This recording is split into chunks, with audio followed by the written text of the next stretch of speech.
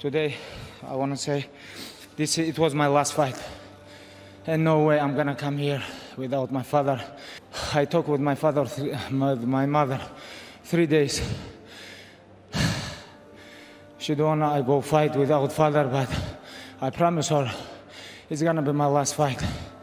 And if I give my word, I have to follow this.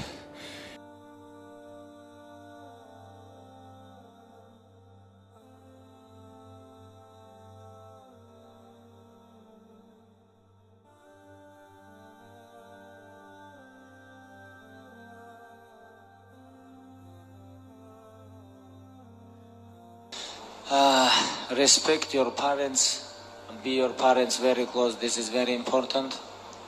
Parents, everything, you know, your mother, your father.